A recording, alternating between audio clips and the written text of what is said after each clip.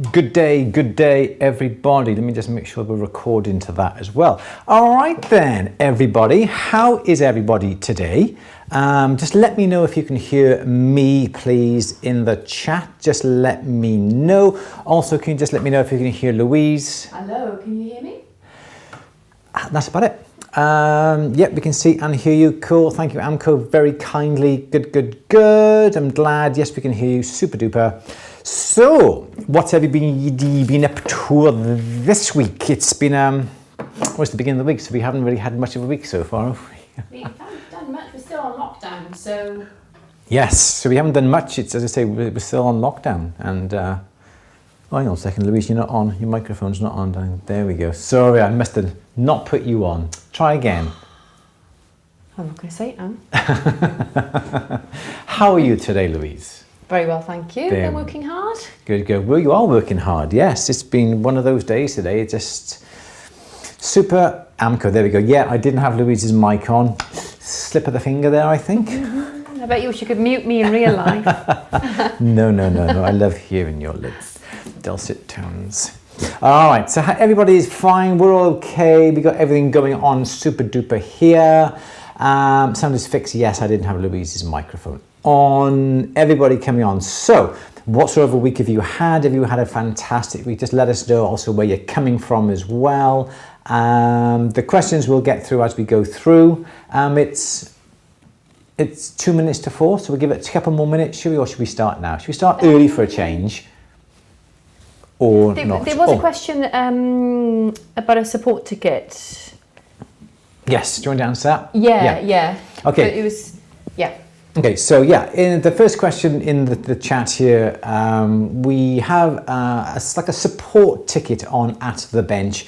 That is purely for help when it comes to things like if you have problems with your payments, or you missed a payment, or double payments, you have problems with the website, you want to contact us regarding certain features about the website. It's support when it comes to that sort of idea. And perhaps if you just want a little bit of help with perhaps which is the best tool for this, or what blades do you use? Something short and sweet, and the technical guys can answer those sort of questions, or perhaps where on the website can we find information regarding Delft clay casting, and that sort of thing. That is what a support ticket is all about, because basically anybody can access that support ticket, and obviously all the advice given on there is short, sharp and sweet. But what we don't use the support ticket for is sort of help with how things are made. Because basically if you want that information, you have to be a member of At the Bench. Then what you do then is go onto your dashboard, and on the right hand side of your dashboard towards the bottom, there's little things to like image gallery, favorites, history, and that sort of thing. And there's a little section down there, I think, to put a project. You put the project, you input photographs of the project you're working on, then you ask for feedback. Then I see the images then that you're having problems with, and then I can give you feedback based upon that. So that is obviously for paid members of At the Bench.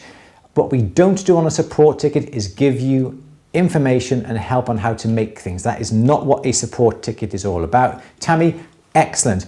Do that. I don't get the technical guys to do those sort of things on the support ticket because they don't have that sort of knowledge or information. So Tammy, please put a picture of the sort of things that you're having problems with and ask for feedback. There's little tabs upon the top. You can click a button, ask for feedback, ask for help, then we would gladly give it that way. That is basically a one-to-one between you and me, and that is what that is all about.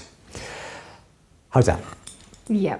My account doesn't let me do things yet. Tammy, I know you're having problems with the anonymous. I don't know. I think what we may have to do is cancel what you've got and then start you off with a new account, obviously taking into account obviously your payments. So I think there must be something wrong with what is actually happening on that account. So give us a bit of patience. We should be sorting that out. But you should be able to click and upload images into the image gallery. So please can you try do that and click on the feedback and see if we can get some feedback going back and forth that way. And I'm glad and more to help. But the ticket support, there's no information, no feedback given when it comes to that.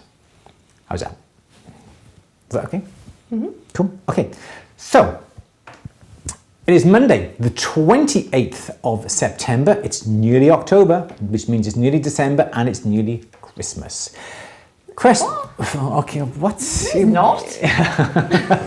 Well, come October, it's like Christmas just around the corner, isn't it? No. Yes, it is. We're buying stock for Christmas. We've bought Christmas presents already for the family. So let's try. This is the Don't whole... make me get my Grinch jumper out. All right, it's the 28th of September. It is time for this week's question and answer with Andrew and Louise. May we have our first question, please? Yes. Janet has purchased a Fordham Flex. Came with loads of attachments. Any need ideas on what they all do? Okay, I expect she received something like this, which is like the rotary carousel, perhaps something like this. And there's lots of brushes included with this. Not all of these, because these are mine. But this is what you would be getting. Let me just widen that one camera a second so you can see what's going on. So this is the sort of thing that you would get, and you'll get an assortment of brushes. I can't remember exactly the sort of brushes that you would have had, but I think you've got these little ones here. These are some steel wheels. There may be a brass wheel, something like that. I know you've got, I haven't got it in the top of there, but I know you've got some polish. You've got some hard felt wheels like these. I know you've got some burrs. They are just purely so like samples. You don't get a full kit of anything. I know that for certain. But if you perhaps just want to contact me with a picture of all the things that you've received, I'll certainly come back and just sort of say, well, that's for that, that's for that, that's for that, that's for that, and so forth. Because I can't remember off the top of my head what you would have received totally. But yeah, send me a picture. You can do it on, you can email me, andrew@atthebench.com. You can tweet me, you can DM me on Instagram, whatever you want to do. Please get in contact and I will then go through each tool and let you know exactly what each one does. How's that? Next question, please, Louise. Okay, Mike has just acquired some sterling flatware. The handle on the knives are sterling, the blade is stainless. How do I separate them without damage? I love that word, acquired. Acquired, you've acquired them. So I would have thought that the handles are sterling? The handle on the knives is sterling, the blade is stainless. So I would have thought what you're going to find is that inside that hollow handle, or like the chased handle, is some black pitch. And what that is, you warm up the handle, and the pitch then softens. You should be able to take it out, pull out the blade, because that's on a little tang. Then if you actually hold the handle upside down and hold it with a pair of tweezers or tongs, something like that, over a container that can withstand the heat of the pitch, you warm up the handle so all the pitch then runs out into the metal container, and what you've got left then is the handle that is purely all the silver. But you may find that the inside is still some residue of the pitch, so perhaps what you can do is, depending on what you want to do with the silver, if you want to melt the silver down, perhaps cut it open, heat it up, quench it in the acid, leave it in the acid so it gets all the pitch off, and then you should be back then to the actual silver. But yeah, but warm up the handle, because it's like a tree resin that that locates the handle into the blade, and that should be the best way to get that off. And then you can reuse your silver and then do what you want then with your stainless steel blade. One little question, no, one little answer. Last week somebody asked about the pressure when it comes to the oxygen in the hoses for the Smith's little torch. Do you remember? Yep. We got Jason to take a picture of the pressure that we had. I think ours was about 30 psi. Somebody mentioned that if it's very high, it's going to damage your hoses.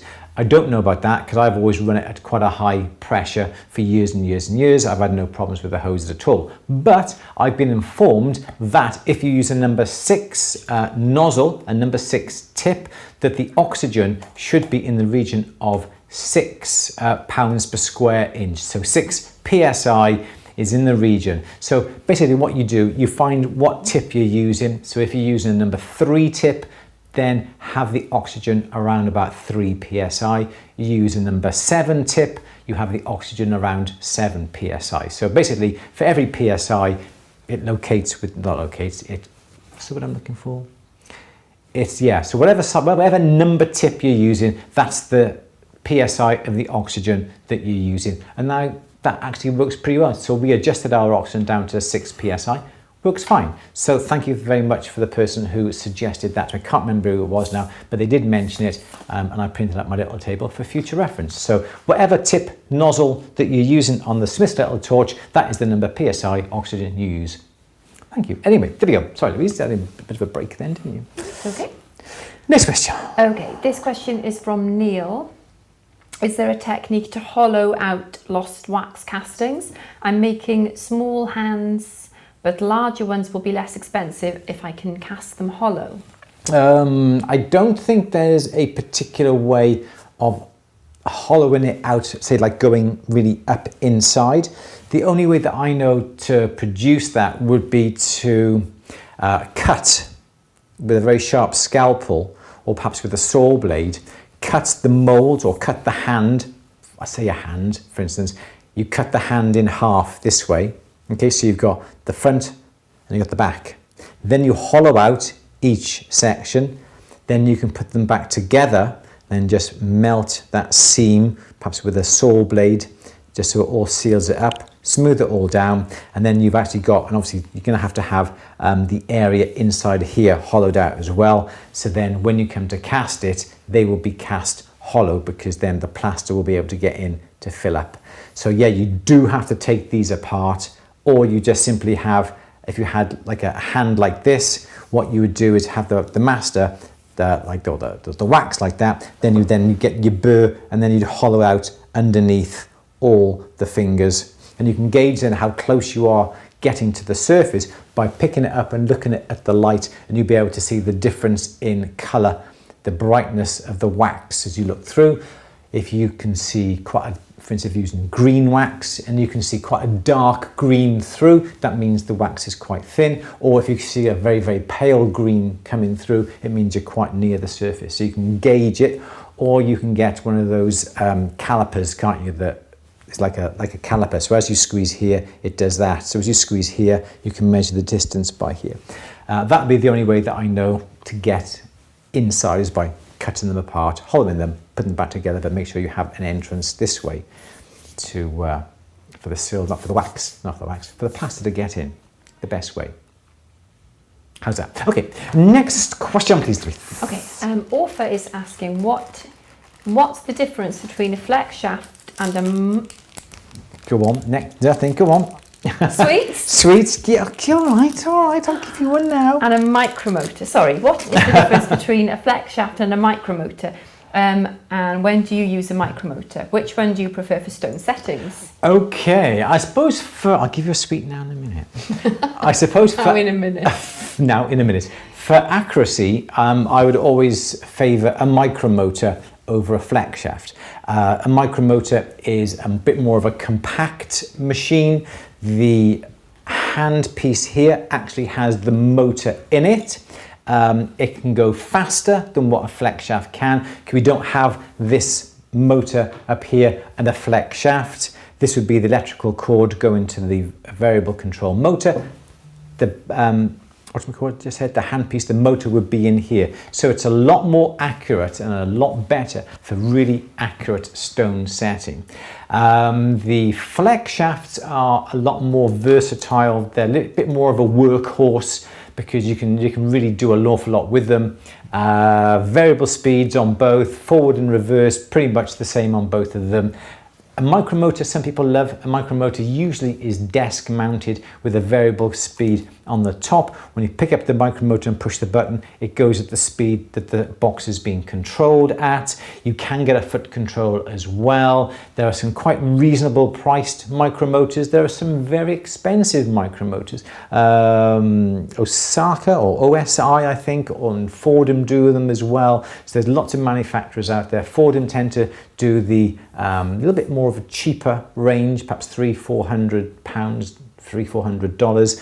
But if you wanted to go into the proper stone setting for the accuracy and the precise precision control, you can easily spend, I think it's Osaka, and you can spend over £1,000 on them. So what do I use? I always use a flex shaft because I haven't got a micromotor, but later on in the year I will be getting a micromotor for doing some stone setting, so I'll be able to report back to you then on how the two compare. But for the time being, a flex shaft is the far better, more versatile piece of equipment because you can do so much more with it. I'll get you a sweet now, Louise. Next question, please, Louise. Okay, this question is from Tanya. What is the best thing to make for a beginner with different techniques in this? Do you mind? It's very distracting. I'll have to start again now. What is the best thing to make for a beginner with different techniques in the design, please, in silver? I've done piercing so far. Different techniques.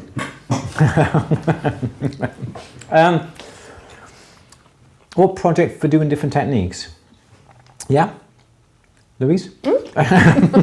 What different project? Different. What is the best thing to make for a beginner with different techniques in the design? A really hard question to answer. I think you should always start. Well, what about the thing I suggested the other day with the piercing and the soldering and something like the design I said? Yeah, yeah, like sort of based upon layers and piercing and putting one layer upon layer. Yeah. Do you want to describe what you were describing? We were discussing projects for the course, weren't we? Yes. And I said it'd be nice to have a project at the end which incorporates lots of different techniques into one project. And my idea was just a simple pair of butterfly earrings which you pierce. You pierce the basic shape out, and then you pierce another smaller set of wings and solder them so that to give a kind of like 3D effect. Can I use the whiteboard, please? I could explain it. Yeah, go on. I wouldn't use the whiteboard. If you come over, you can have a sweet. I got a sweet here. No, it's all right. No, but yeah, but that kind of thing anyway. So you've got your piercing and your soldering and your forming as well. If you can, I don't know if you can. Yeah, you can bend them then. So you can. So that's 3 techniques in one project that I can think of anyway. Yes, nice one. Yeah, so that'd be a good idea, wouldn't it? Yeah. But I suppose anything that will involve piercing and soldering and bending, filing, shaping, any sort of project would do that. It'd be only limited by what ability that you've got. So yes, as Louise was saying, what you could do is get, for argument's sake, you could do sort of that shape. Yeah, you could cut out, let me zoom in on that so you can see. You could do that sort of shape as for a pair of butterfly wings like that. Yep, and then you could pierce out a shape. I gotta try and replicate that with this side, haven't I? You could try and replicate and cut these out, cut these different shapes out like that, and then you could get perhaps, I don't know, another shape that you could cut out of a shape like this, that perhaps then would go here on top like that, and then you could cut out like an oval like that would be able to be soldered on for the body. You could get some wire, make a little ball on the end by melting it. You can turn that around and make 2 little antennae sticking off the top like that with the ball and ball there, solder that on the top, and then you could actually bend them into that sort of shape, and there would be the body here, and there would be the other set of wings there. So you can bend it and shape it, and you can do all that sort of things with it. And if you don't have anything to polish it with, you can texture all these with a bit of emery paper. So yeah, as you say, that's good idea, isn't it? Yeah. So anything really, wrong one, anything that would really sort of encompass piercing shapes. Christmas decorations, you could do stars, or you could do... You're mentioning too much now, Louise, please. You're mentioning too much. Angels? You're still mentioning too much, because we shouldn't be going into this, should we? Letting out some secrets going on, Louise. Some more. All right, so I think that is going to be quite a good sort of idea of a project. Butterfly wings, it could be anything at all, can't it? It can be anything at all like that would be based. You could put one layer upon a layer. I know years ago, Sylvia Wick's jewellery making book, she had something that was like a lion. And what she did with that, I can't find the books at home, but what she did, the outside would be the tiger's mane.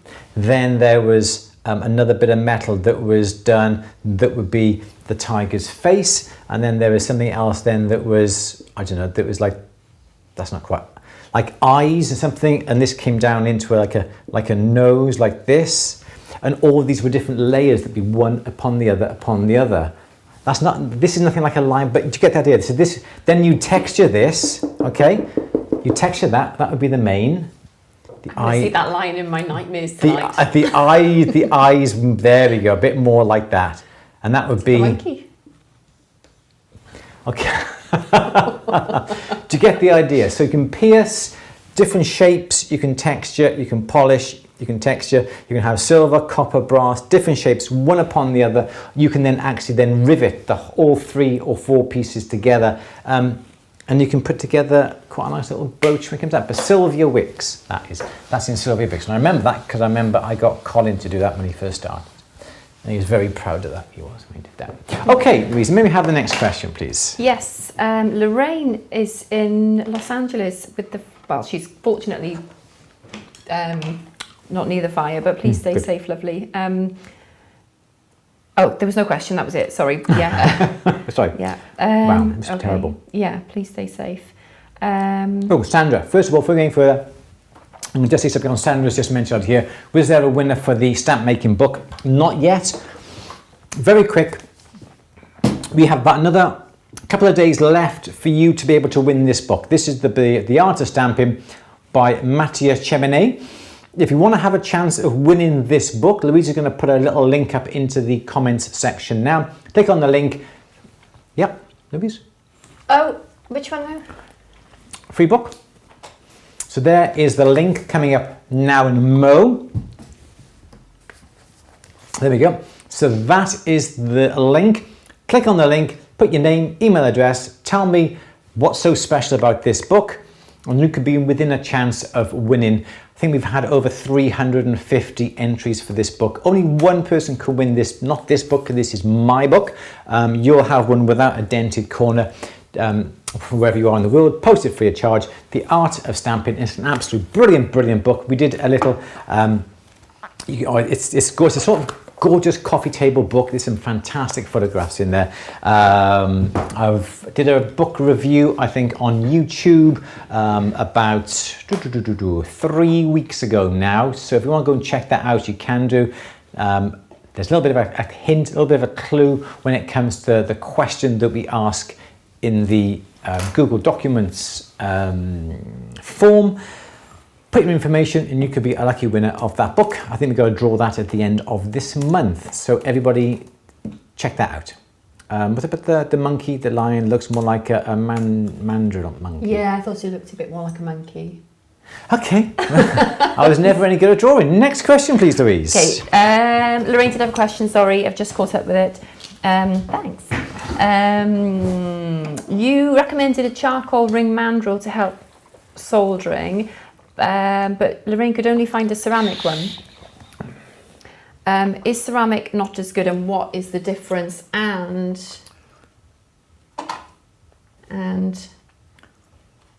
I did get a ceramic one, but I haven't used it yet. Anything I need to know from charcoal with regards to the difference? I've just put together the charcoal one because charcoal is going to reflect the heat, whereas the ceramic one is going to absorb the heat.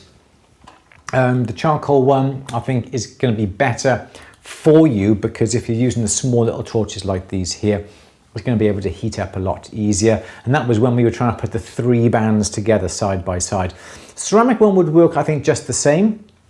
The advantage with the ceramic one, it won't wear out. It'll still stay the ceramically, that sort of tapered, good work that little tapered look, whereas a charcoal one will obviously wear because you're putting the heat on it and it's going to burn, it's going to have a little bit of a dip in it. So charcoal one is, I think, is the best one because it's going to heat up quick, it's going to produce the reduced atmosphere around where you're soldering it, so it'll solder nice and cleanly. But a ceramic one will do. It just may take a little bit longer when it comes to heating up, but it will last you a lot longer. So, but they are out there. If you look for them, they are out there. I don't know where you would have looked. Perhaps we should get Louise just to check on things like Rio Grande or auto fry for charcoal. But we'll have a look. Anyway, no worries, no hurries at the moment, but we'll get that and we'll have a look for you. Okay, Louise, where can I buy a Lorraine? Where can I buy a charcoal one? Whilst Louise is asking this question, I'll have a look on my phone now. Okay. Johan is asking, do you happen to know where I can find 999 silver in China or Hong Kong? No. What's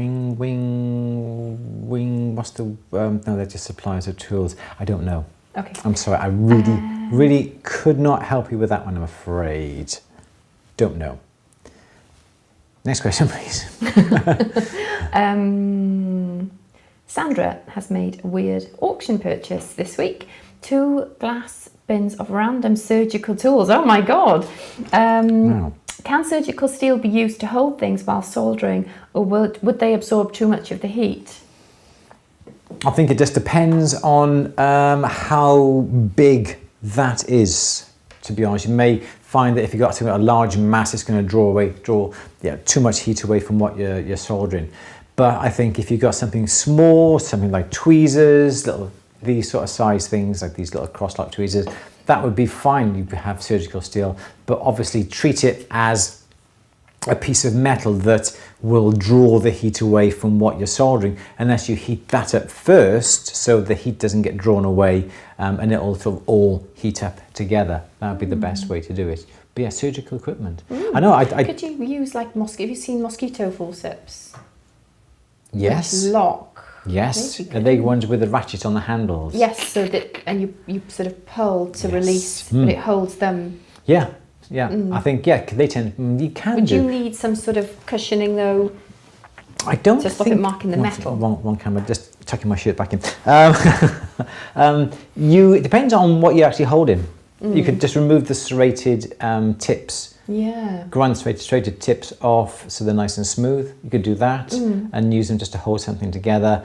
But you've got to be careful because they're going to be quite thick. And I'm sure I had a pair downstairs. Yeah. They are quite thick and they may take a little bit too much of the heat away. But if you've got a bigger torch, it should be fine. If it's a disused surgical, like a half knackered out surgical mosquito forceps, then it's probably even better, isn't it, when you think about it? Yeah, absolutely. So, but get your grinder wheel on anything with a serration on it and smooth it off and it'd be fine. Yeah, should be fine. Crack on, no? Okay, we was asking Janet a question, that's good. Janet is asking, can you put sterling silver items and copper items together in a tumbler, or should they be tumbled separately? Separately. Okay. I'm looking for charcoal rods. But go on, yeah, go on. Yeah, but I think yes. So going back to that, you shouldn't mix metals. You shouldn't really mix silver and gold, because what you may find is the silver, small little particles may come off onto the gold and vice versa. And likewise, if you have copper and silver, they don't really mix together, do they? So definitely keep them separate. Once you've done the copper barrel in, wash out the barrel, make sure it's nice and clean. Perhaps get a little scour in there to clean the inside of the rubber barrel. Make sure that's nice and clean. Do some fresh soap then also, because there's going to be some contaminants from the copper. Make sure you get some fresh water, some fresh barreling soap. Perhaps even just rinse the shot as well before you start to put another metal in case it coats the metal that you're putting in, and vice versa. If you do silver, wash it out before you put the copper in and so forth. But always make sure it's always separated and nicely clean before you swap them over. But yeah, good one. Nice question, please. Okay, Memo is asking, how do I measure how many diamonds I could fit on a watch bezel if the diamonds are 1.2 mil?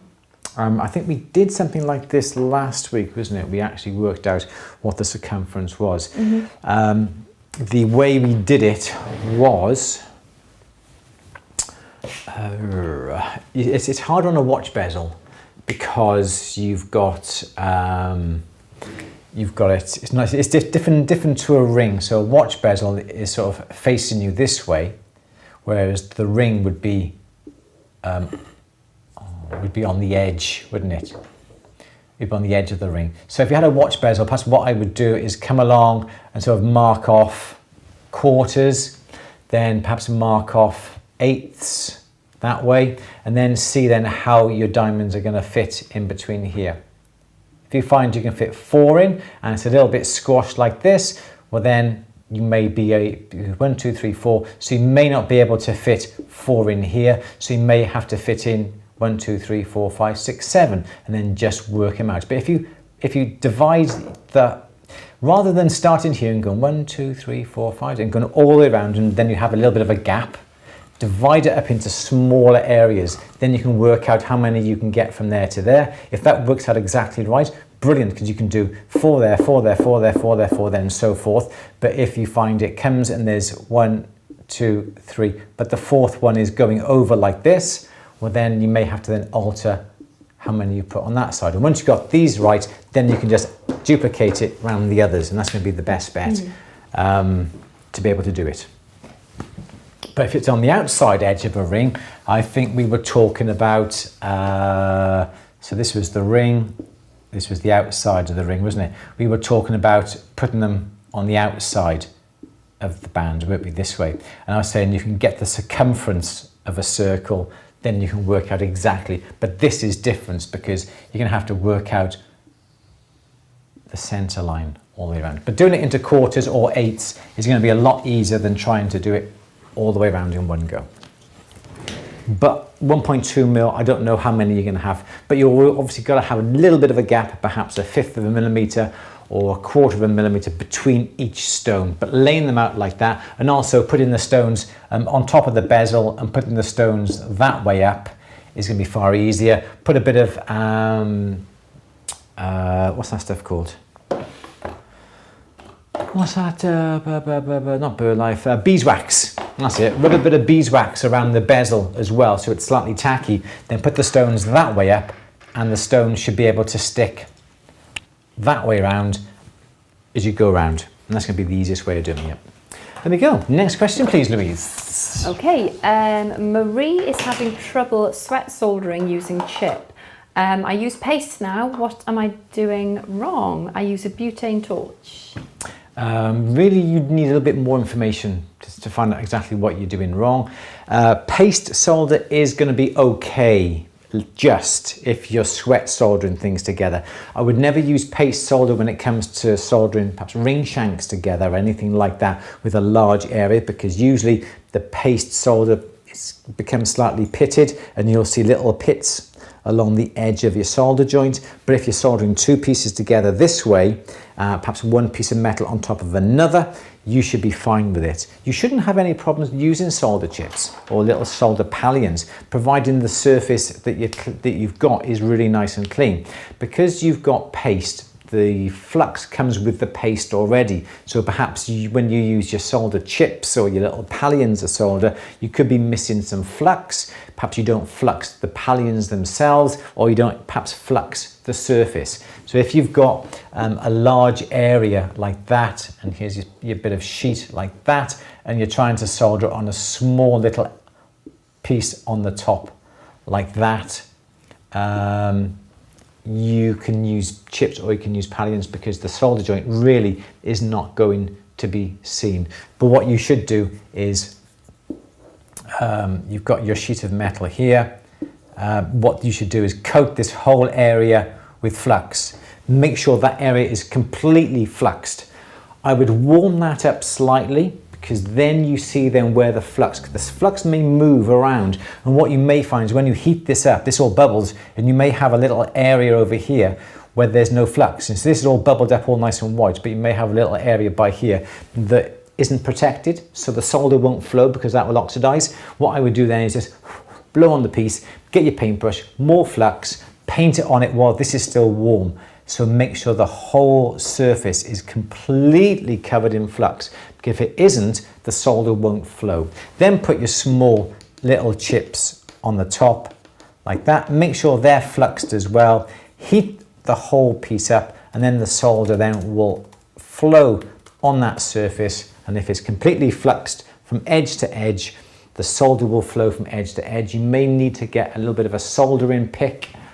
Haven't got one here, but a little bit, you'll have actually like a soldering pick, just to give it a little bit of a helping hand. So look at this little soldering pick like this.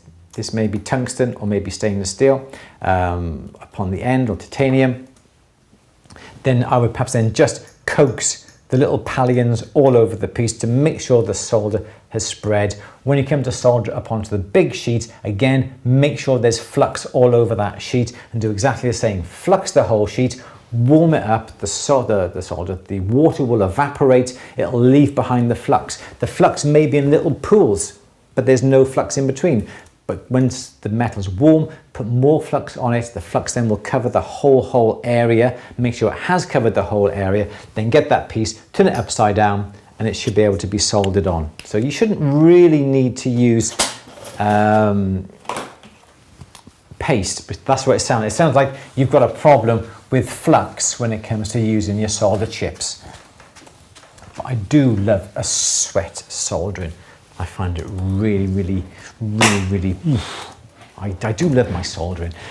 Sorry, next question, please, Louise. Okay, Dave is asking, when rolling out 18-karat gold wire, how often should I anneal? How many rolls in the mill before annealing?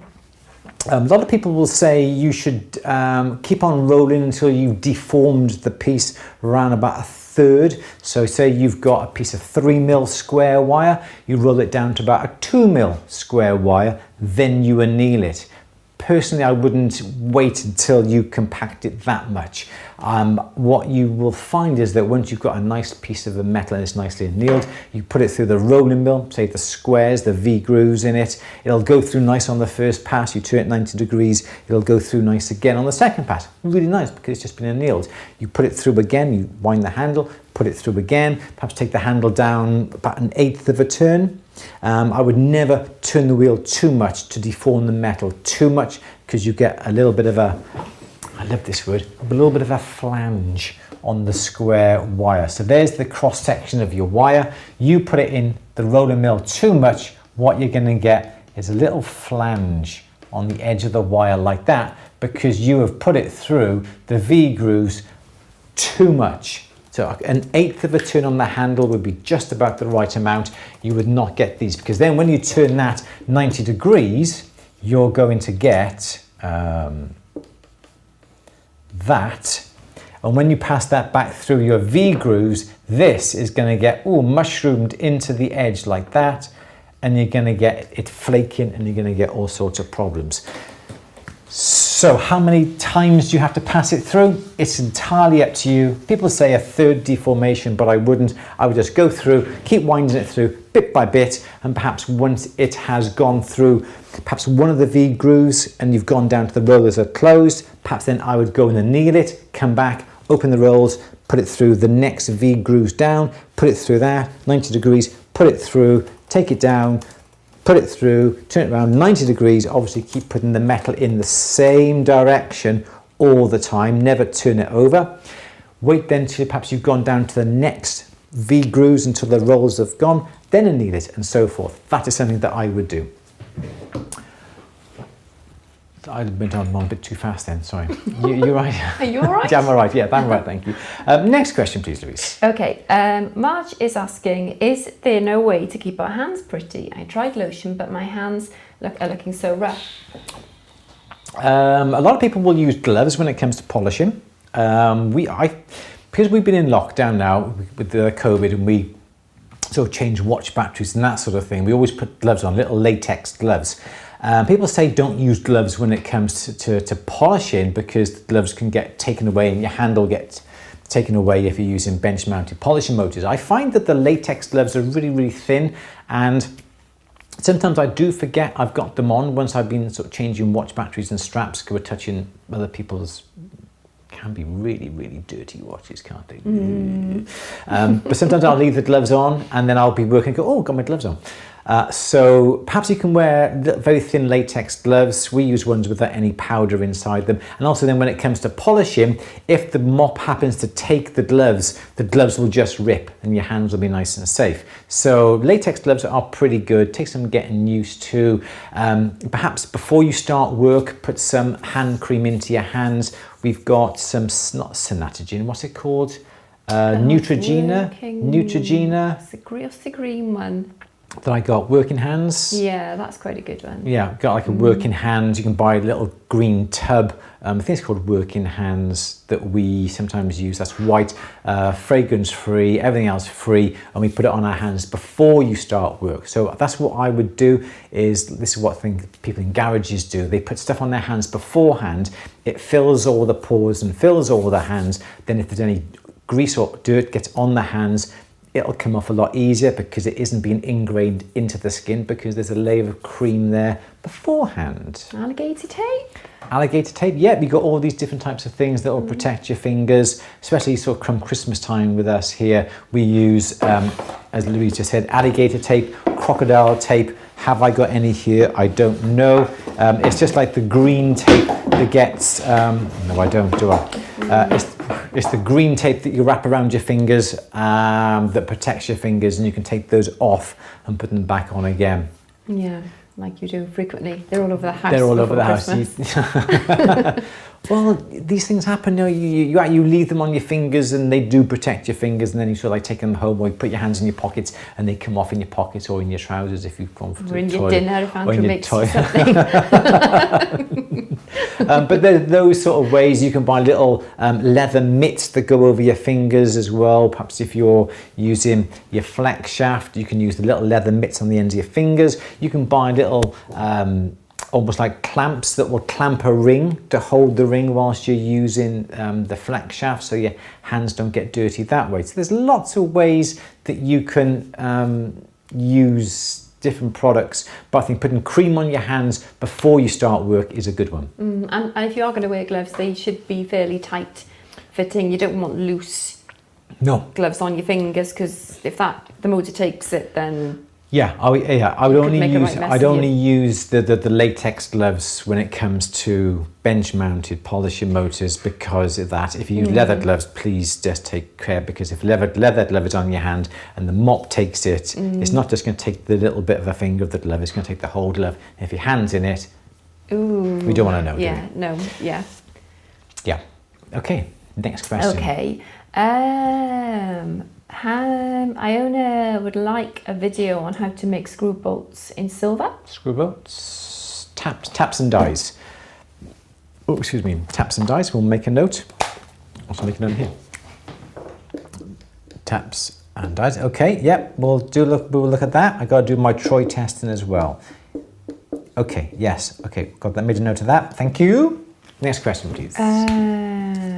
Deborah is asking, how can I solder sterling silver to aluminium without getting copper discoloration? I don't think you can, because you can't. When we had this conversation, your dad was really good coming forth on how to solder aluminium, didn't he? Because he said aluminium oxidizes so quickly that it's very, very difficult to do. And you had to use a nickel. I can't remember what he said now. There were two options, depending on the temperature you wanted to solder at, wasn't there? There was a hard solder and a soft solder. Yeah. And I can't remember what it was 2 weeks ago? Yeah. Yeah. About 2 weeks ago. So if you want to check on a film that was roughly around about, must have been 3 weeks ago, because we were downstairs. I think it was the last. Oh, it didn't work. What was that? Oh, Lorraine, it was Lorraine's question about the aluminium soldering. Oh, right, okay. Oh, it was soldering silver to aluminium. Yeah. I don't think you can. I thought it was aluminium to aluminium. It was at the time. It was aluminium to aluminium. So at the time it was aluminium to aluminium. Yeah, but I don't think you can do silver to aluminium. No. There's two different types of metals, and I don't think that would work.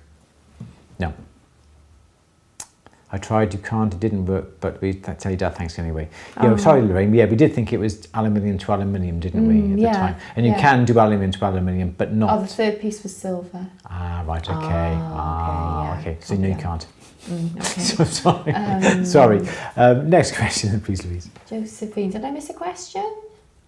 Oh, it was 2 pieces of aluminium. Josephine, did I miss your question? If you did, please refer me back to it. Okay.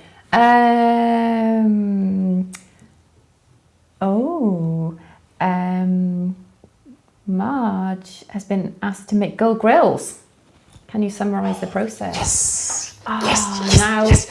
Now I want to make grills. I want to make Easy, grills. Tiger. I want to make grills. No. I've been on at Louise. How long have I been on at Louise? For about a year to make grills. Okay. There's a process. So I'm a goldsmith. I will now pass it over the camera to Louise to explain the situation. The situation. Hang on. Cameras by there. Cameras all yours. But there are some legal implications to consider. I worked in the dental industry for over 20 years, and we in the UK are governed by the General Dental Council, and they are the governing body for dentists, dental care professionals, everybody in the dental industry. So if you make a dental appliance for somebody or something which is considered a dental appliance, and you are not a registered dental professional who is suitably qualified to provide it, you will be prosecuted. So this is the big question, isn't it? We need to find out whether these appliances or whether these items are classed as dental appliances, and I think that's just what you have to be really careful about. And obviously there's going to be a similar governing body, and I think you're in the US, aren't you, Marge? So you need to basically make some calls and find out, because they will. So you're saying, so if they are classed as a dental appliance, yes, you have to be registered.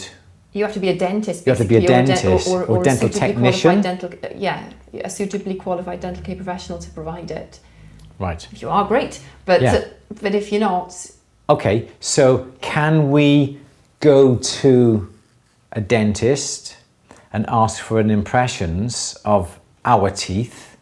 Or can we ask someone to go to a dentist to get an impression of their teeth so we can have the impressions and work from that? Then we haven't taken the impression, or is not necessarily the impression, it's the provision. Or is the onus then upon us because we are providing? You're manufacturing it. What could be. I'm not saying it is, but if you say, like, how are you going to? How is it going to retain? How is it going to stay in the mouth? Are you going to put a clasp on it? Is it going to involve the biting surfaces of the teeth? Because these are all things which could potentially make it stop being jewellery and become a dental appliance. Yes. The ones I've seen haven't been biting surfaces, just been the covers. How do they stay in then? Because there are little wires on the vac. That's a clasp. And how do you know you're not doing damage to that person's teeth? Well, we don't, do we? But then they're only on there for a short while. They're not on there for days and days. It's not like a cap or a crown, I suppose. It's only on. I'm going to the nightclub tonight. Let me put my grills on, and they're only on there for a couple of hours. I can just see you in the nightclub with your grills on, Andrew. Yeah. Can you imagine me going? Oh, boogie on down. Woo, woo. Saturday Night Fever sort of job. I don't think that's really going to work, is it? So yes, I have wanted to make a set of grills for Louise, purely just to make a set, because I'd love to make a set, but you can buy the trays, you can buy the compounds on eBay, you can buy it all, you can do it. But yeah, you buy the tray, you get the compound, you make your impressions, you fill the impressions down with plaster. But technically that is illegal. It is legal, but so far it isn't illegal. There's so many things out there that are illegal. It's like teeth whitening in beauticians. It happens all the time, and I've reported it so many times. As a registered, not registered anymore, I don't work in the industry, but every time I saw it provided on Facebook or anywhere else, and it's really hard to prosecute, but they do get prosecuted eventually. But it happens, so people kind of think it's okay and it's acceptable. It's really not. Yes. Okay. But anyway, so I'm just saying, suppose we get past the legalities and he's allowed to do it. Yes, so then we get the plaster in the impressions. Really so now careful. You've got a plaster of your teeth and your gums. Then some people will come along and get some wax sheet and push the wax, very, very thin wax sheet, over the impressions, and then cut around the teeth and mold it and shape it into that shape that you've got here. And then from that wax sheet, then they will get that cast. There's that way of doing it. There are lots of sort of films on YouTube that show them being made. But as Louise said, the technicality is, do you class it as a dental appliance, you said? And how is it going to be fastened onto the teeth? I think the only people who can answer that for you would be the GDC, the General Dental Council in the UK. I'm not sure what the governing body is in America, but they are the people who would potentially prosecute you if you're found to be doing something. It sounds dramatic, but you shouldn't be. Yeah, exactly. Yeah. So, but then I would perhaps the fact that there are so many grill makers in America. You see some of the so hard to regulate those. The rappers. But do you want to risk it? Is the question, isn't it? Yeah, yeah. If it's for yourself, can you get away with it if it's just yourself and nobody else? Can you prosecute yourself? I don't know. Can you get prosecuted for making them? But then you're going to sue yourself? I don't know. It's a minefield, isn't it? It's a bit of a minefield. But I really do want to make some. I don't think maybe something else. But if you really want. Well, I think you got lovely teeth, and perhaps just for not for shock value, but for wow, my gosh, look at that, and then just put them on the cabinet or put them on your dressing table, something like that. I don't know. Or melt them down into something else. All right, then. Next question, please. Is what have we got? Yeah. Okay. James, how do I use a saw blade? Have we got a video that we can... For how do I use a saw blade? For what? James is asking how do I use a saw blade? There's lots of films on the YouTube channel when it comes to piercing. I'm sure there's a playlist. Yeah, I think there's lots of questions coming about grills. Carbon mandrel, they have it at Rio. Thank you. Oh, cool. That's it. Carbon mandrel. Yes. Yeah, I'll sign a waiver. I'm your volunteer. Make me a grill. I still don't think you can't. It's going to be very, very difficult, isn't it? It's very, very difficult. Oh, just you could do it for folks with false teeth. That's a good one. I like that one. Just be careful, make yourself. Don't get fatal issues later. Your insurance excuses. Yeah. Yeah, so this is the problem, isn't it? This is the problems that we've got when it comes to grills. Yeah. But I still would love to make a set. But if you provided me with a grill and then it potentially, like Amco was saying, a year or so down the line, that's damaged my teeth in some way or my... Perhaps they do sign. Perhaps these rappers do sign waivers. Then do they? To say they are my own responsibility. Well, I don't move in those circles, so I don't know. Okay. Don't know. Starting to wish I did. Can we have the next question, please? Yeah. Right to Snoop Dogg. Snoop Doggy Dog. Yeah, Snoop Doggy Dog. Snoop Doggy Dog. Right to Snoop Dogg. Yeah, perhaps I'll tweet him later. Okay. Well, let's tell you what. Tweet him, see what happens. Seriously, can we make that a bit of a quest this week? Let's see. Who does he have? Does he have grills? Okay, so let's have a look at after, shall we? Let's just ask the next question. You want the next question? Next question. Then we'll look at Snoop Doggy Dog's teeth, and then we'll. Do you know you laugh at me when I say that, but that's what he was called in the 90s. So we'll ask him. We'll find Snoop Doggy Dog, his Twitter handle, whatever. We'll ask him about his grills and see what he says. Okay, right. Sandra would like to bend some 14 gauge wire into a small hexagon. Is there a best way to make those bends? Really, really difficult because you're never going to get it. I think your best bet would be, it's very hard to get a strip of wire and measure, okay, for argument's sake, let's just do it. Let's just measure, let's do this. So I would never measure from the end, okay? I would always come in a little bit and measure. Hexagon, yeah? Yes. How many sides is that?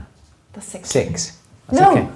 6. Yes, 6, yeah. 6, yeah. So 6. So this is going to be a starting point. You would do 1, 2, 3, 4, 5, 1, 2, 3, 4, 5, 6, okay? So then you've marked 6. I think the problem that some people have, so they have a piece of metal and they'll start on the end and they'll go 1, 2, 3, 4, 5, 6, cut. And the problem is now you haven't got anything to play with on the ends here because they're exactly. So then by the time then you get your pair of pliers here and you bend that up, okay, like that, and then you get your other bit of pliers here and you bend that one up. When you get to the end here, it's never ever going to be exactly right. So what I would be inclined to do is get, you could also get a shank bender with the V, so you can get a nice angled V. Or you get your pair of pliers, and you put the pliers here. Okay, so there's right on the end there, there's your pliers. Okay, so there's your handles there. Right on here, this is where you should be bending. bend it, okay? So bend it or bend this wire. Then put the pliers in the same position here when you come to bend that one, and then put the pliers in the same position here, and here, and here, and here. So hopefully you've got the same angle at each spot. As soon as you start to put the pliers on the other side of the joint and bend it, it's never going to work. You've always got to put the pliers in the same position on every single bend. Then you will get the bends exactly right. Also, what will help is if you get a little bit of a layout guide, and you can do this, I should find this website. Something to do with resources. You can work out things like concentric circles, and you can mark your circles off into as many places. And I'm sure if you did that, you could mark off 6.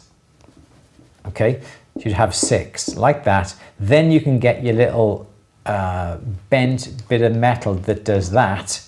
Yep, and then put it on top to make sure that all your bends are exactly right. What you'll find is this one will be a bit longer, this one will be longer, but don't solder them just yet, because obviously here's the end piece here and here's your end piece here. You've got these extra bits, then you can bend them all around, and once you get it exactly right and the 2 end pieces here are overlapping, this one and this one, then you cut through to make your join, and that would be the best way of doing it. But always bend it in the same place on every crease, and that is the best way, and that is the reason why also perhaps I would actually bend this piece as well, the end bit, so all the bends are exactly the same. That's the best way that I would do.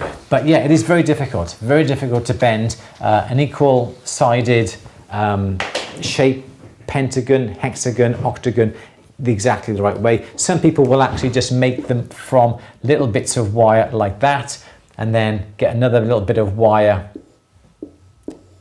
Yep, and then get another bit of wire and put them all together. Yep, so these angles can be exactly the same. So once these angles are all the same, and you can work out what angle that should be, you can get yourself one of these little gauges. 6 sides to each one of these is 60 degrees. So that is 60 degrees. On this little device that you get here, you get 30, 45 and 60 degree angles. You should be able to put together that. Oops, that. Do 3 of those, then you can arrange them then to get the exact size. But that's another way of doing it. May we have our next question, please, Louise? Yes. Blue Agate 8 is asking, which is more effective at forcing the molten metal into small spaces, vacuum casting or spin casting? It's both the same, I think. If you can get enough suction on your vacuum casting machine, that would be exactly what you need to do. I do love the centrifugal casting because I love that little bit of excitement when you get the molten metal in the crucible, and you turn the drum, you release the holding device, and you let go, and it just spins. It spins. I just literally love that bit. But when you come to vacuum cast, you just pour the molten metal and you go, oh, is that it? That's pretty boring.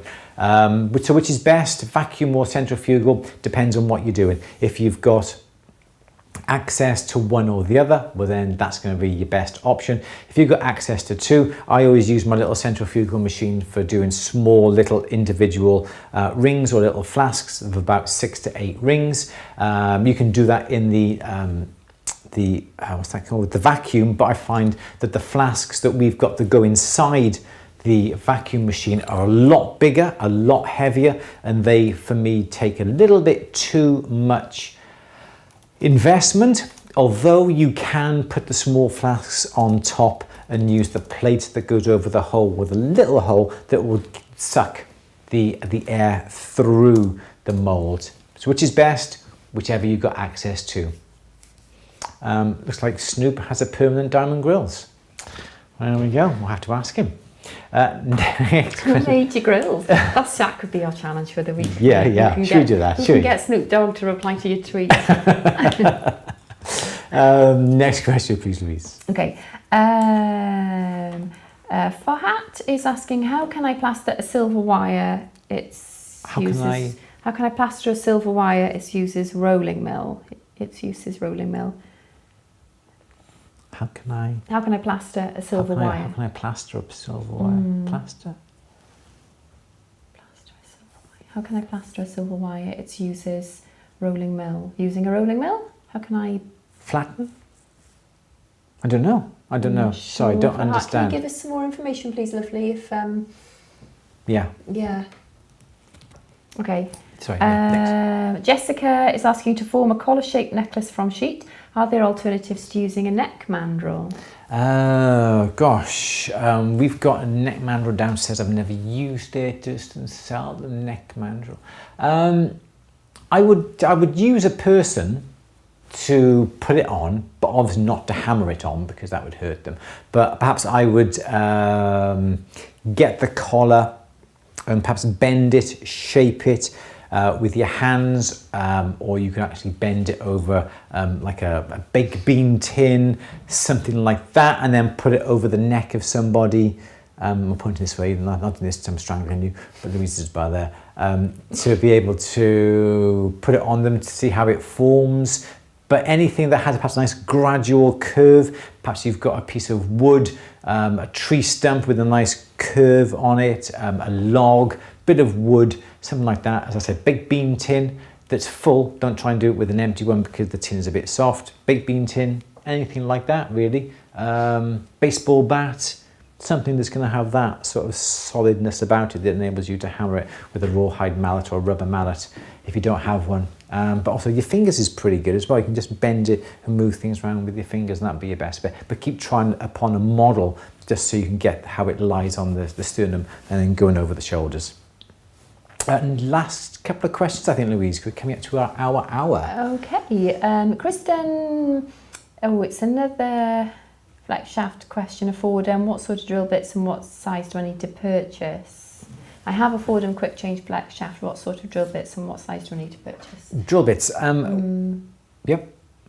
Okay. 1 millimeter is an ideal sort of size to get. Just don't buy the one drill. I would buy perhaps 6 little 1 mil drills. 1 mils are always great because that's the best sort of size for getting into the little nooks and crannies and for starting off holes. Say you're doing some stone setting, so you want to set some 2 mil stones, flush set, something like that. A 1 mil drill to start off your pilot hole, great. Perhaps have 0.7, 1 millimeter, perhaps 1.25 and 1.5 mil. If you go bigger than 1.5 mil and you're up to 2 millimeter, tends to be quite big. I would rather start off with perhaps a small one, like a 1 millimeter, then move up to perhaps 1.5 millimeter in gradual stages rather than going hell for leather with a large one to start off with.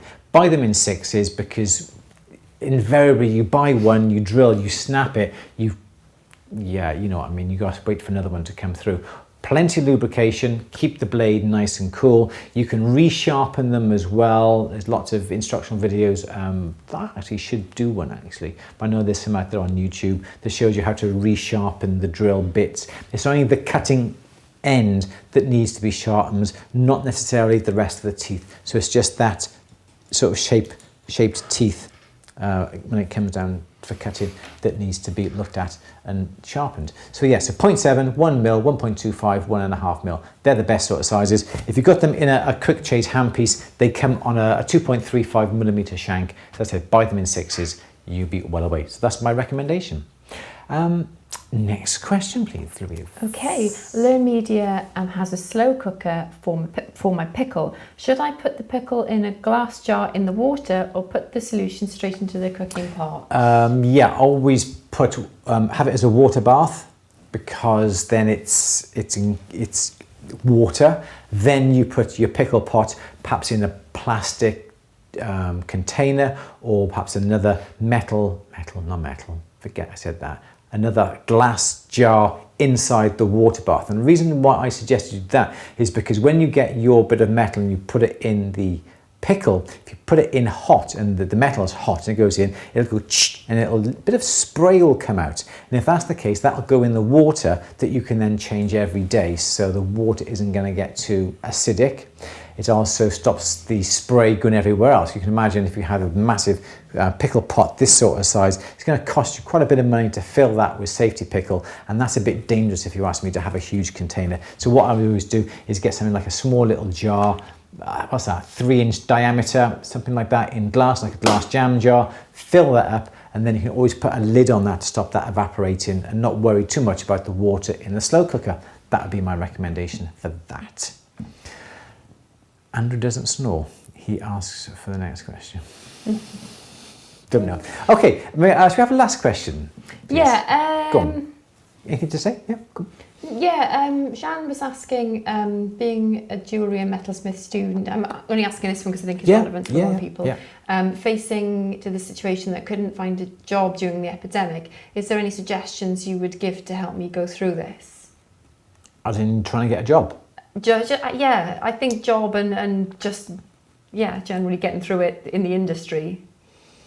I think it's a really awkward time, I think, to try and find a job. But I think network as much as you possibly can. I know it's difficult to network in person at the moment, but this is where social media really comes into its own.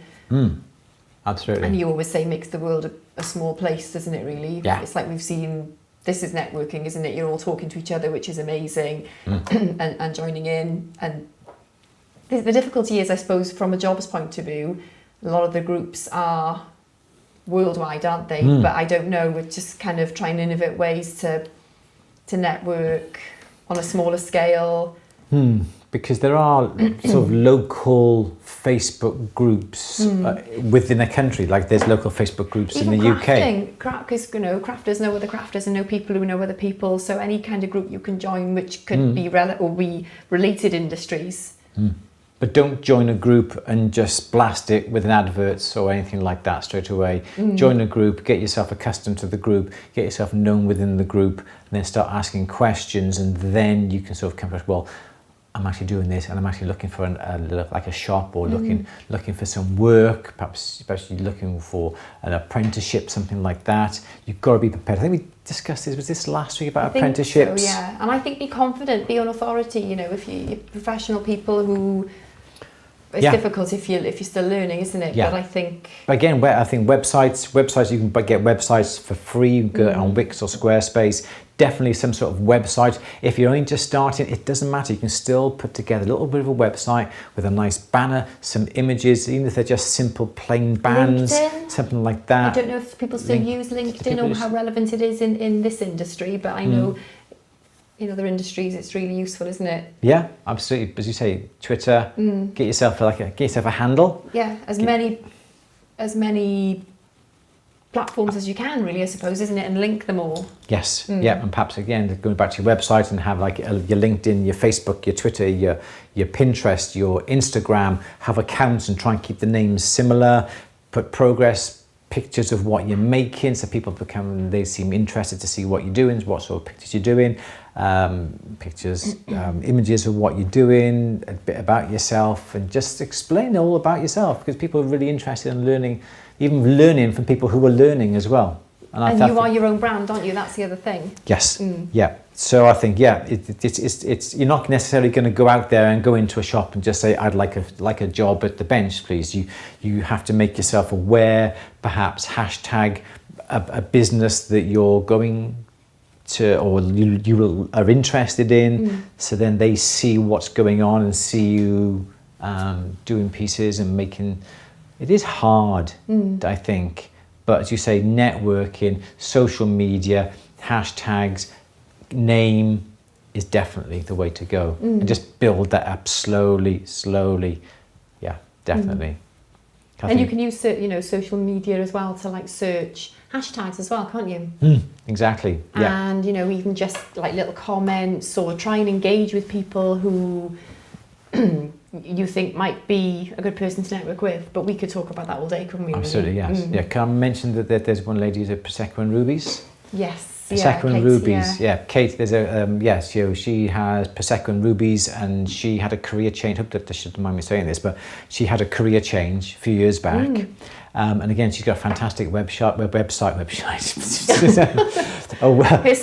fantastic website. She does blogs about things. She does some Facebook Lives about things, and she's got a fantastic brand that's for somebody who is, I suppose, we're all still learning, but she's learning from over the past few years. And I think what she has built up It's brilliant. It's amazing, yeah. But it's the way that it's all comes together and put together, and it all looks right, doesn't it? Yeah, it all looks right. The titles, really the colours, good. the fonts, it all works well. So she's a few years into her sort of her career, but already she's got a great following and a great brand, and Really I think that's really strong important. brand. Yeah. So that would be our our sort of hint and tip. But as Louise says, we could talk about this, and perhaps we should do. I really would love to be able to do this. Okay, that's about it, I think, for today. That's the end of our question and answer. We've been going for about an hour and 5 minutes. Thank you all very much for coming on today. There's one thing that we would like you to do if you're still watching. All 128 people of you. Sandra is asking about the winner for the stamp making book. Not been drawn yet, no. No, so exactly, so this is the book. We are going to be drawing this. This is Mathieu Cheminet's book about the art of stamping. Winner has not been drawn yet, but you've got a chance of winning. Just click on the link that Louise is going to put on there. She has done already, I see. Click on that, very good. Click on that link, just put down your name, email address, and also what special feature is featured in that book. Just go to YouTube to have a look at the film that we did on the book. Hint is within that film. And it'll be drawn, I think it's the end of September. I can't remember what the closing date was now. It's nearly the end of September. According to you, it's nearly blooming It's Christmas. nearly Christmas. And there's one other thing that we want you guys to do. We're talking about our 12-hour live stream. I know we keep going on about this. We got this live stream coming now, beginning of November. We did this in May of this year. We broadcast for 12 hours doing projects, techniques and so forth. For a whole 12 hours, we raised over £1,600 for UNICEF. 12 hours seemed like an absolute, a killer, but Louise and I absolutely loved it. It was a fantastic, fantastic day. We gave away lots and lots of prizes. Winner won a rolling mill, and there were lots of prizes given away, hundreds and hundreds of pounds given away by tool suppliers. We're going to be doing another one beginning of November. We're going to be doing it on a Saturday at the beginning of November. And what we would like you to do is for you to give us some ideas about what you want to see on that 12-hour. Louise is going to pop onto the screen here another link to, got it there?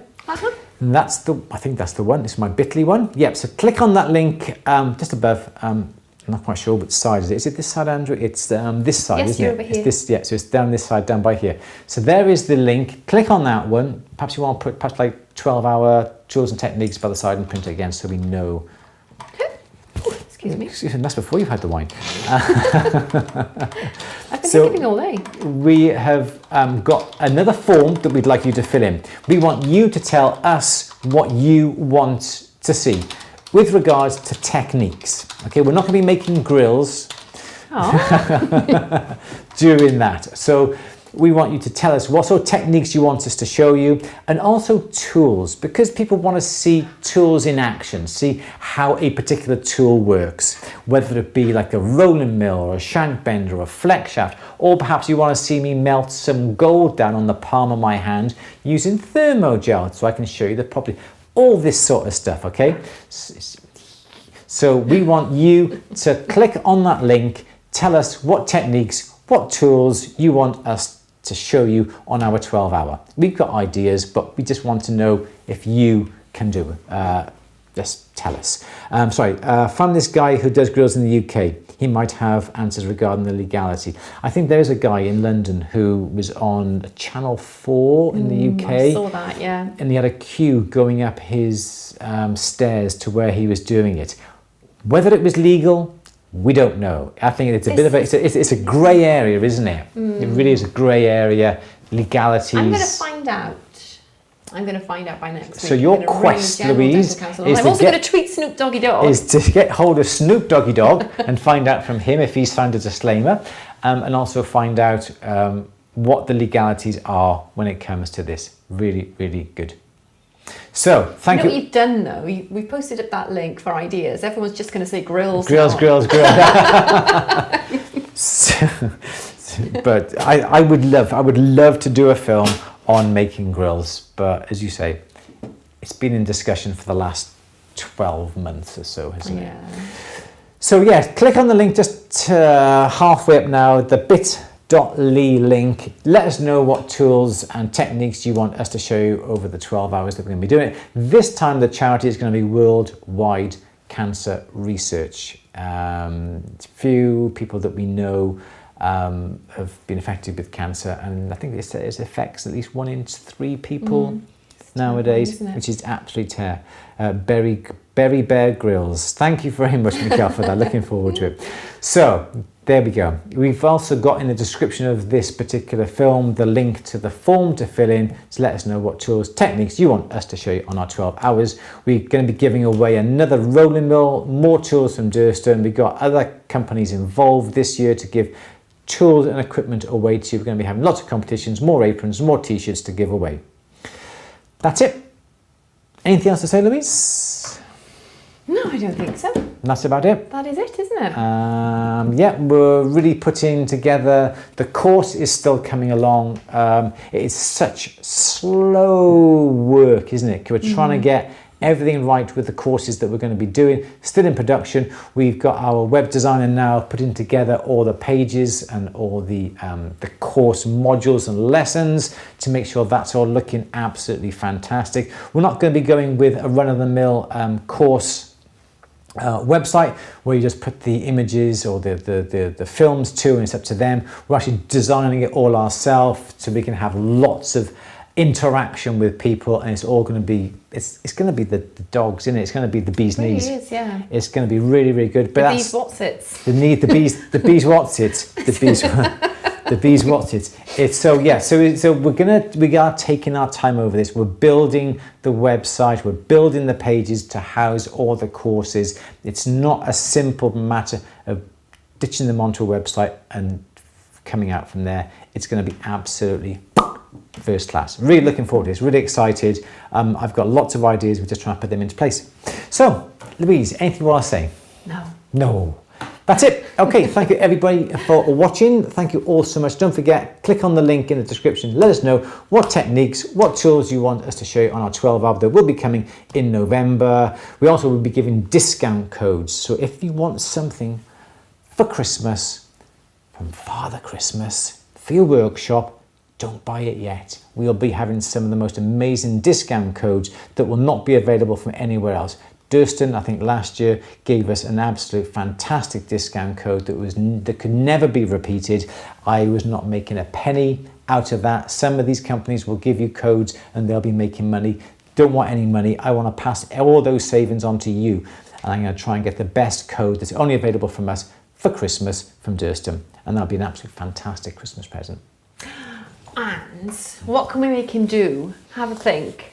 So what can we make him do every time somebody donates? Because before we had to dancing out the emojis, and that kind of happened organically, and it was all very just became a thing. So we have to think of another thing to make you do every time somebody donates. Yes. So the idea would be, so when we say we're going to be doing it for charity, in the super chat, people usually donate money towards our charity, and I said this year it's going to be Worldwide Cancer Research. So yeah, last year there's little emojis of people doing this and bowing and all that sort of thing. So we're going to be doing something really, really fun, aren't we? So any suggestions? Things we can make Andrew do whenever somebody donates. Donations, yeah.